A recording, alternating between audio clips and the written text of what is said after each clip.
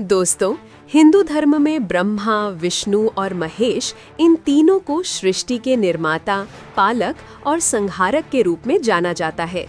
पर एक अजीब बात है, जहां भगवान विष्णु और भगवान शिव के लाखों मंदिर हैं, वहीं ब्रह्मा जी का केवल एक ही मंदिर पूरे भारत में पाया जाता है, राजस्थान के पुष्कर में। आखिर ऐसा क्यों? क्यों नहीं होती ब्रह्मा जी की पूजा? और सरस्वती जी के साथ उनके संबंध को लेकर इतने रहस्य क्यों प्रचलित हैं? आइए जानते हैं इस कथा का पूरा सच। जब इस ब्रह्मांड में कुछ भी नहीं था, न धरती, न आकाश, न दिन, न रात, तब भगवान ब्रह्मा को सृष्टि रचने का आदेश मिला।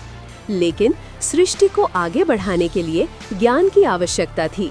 इसलिए ब्रह्मा जी ने अपने ही शरीर से ज्ञान की देवी सरस्वती की रचना की। माता सरस्वती का कोई जन्म नहीं हुआ, वे ब्रह्मा जी के माँ से प्रकट हुईं। सरस्वती जी में अपार सौंदर्य, तेज और ज्ञान था। उनके प्रकट होते ही पूरा ब्रह्मांड ज्ञान और संगीत से भर गया। अब यहाँ से कथा एक रहस्यमयी मोड़ लेती है। कहा जाता है कि माता सरस्वती अत्यंत रूपवती थीं। ब्रह्मा जी, जो स्वयं सृष्टि के रचयिता थे, उनके सौंदर्य और तेज से मोहित हो गए। देवताओं ने इस दृश्य को देखकर आश्चर्य जताया, क्योंकि सरस्वती ब्रह्मा से उत्पन्न थी और इसलिए उन्हें उनकी पुत्री भी माना गया। यही कारण था कि देवताओं ने ब्रह्मा जी की निंदा की और सरस्वती जी ने भी क्रोधित होकर ब्रह्मा जी को श्राप दिया, हे ब्रह्मा, तुम्हारी पृथ्वी पर पूजा नहीं होगी।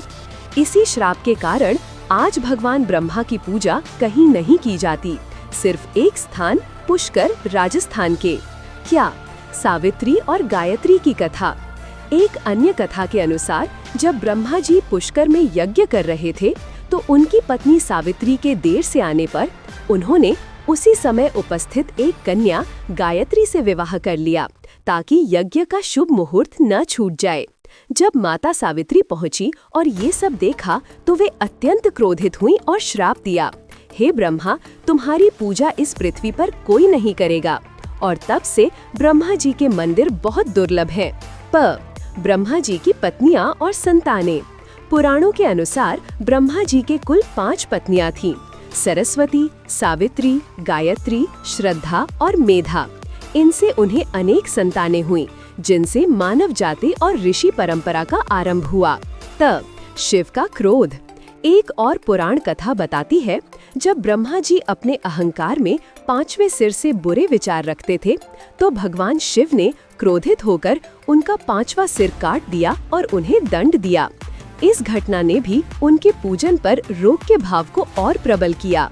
पुष्कर मंदिर का रहस्य। आज भी राजस्थान के पुष्कर में ही ब्रह्मा जी का एकमात्र मंदिर है, जो 3 झीलों वरिष्ठ, मध्य और कनिष्ठ पुष्कर के बीच स्थित है। माना जाता है कि यही ब्रह्मा जी ने वृणासुर नामक राक्षस का वध कर यज्ञ संपन्न किया था। माता सावित्री का मंदिर भी उसी के समीप रत्नागिरी पहाड़ी पर स्थित है।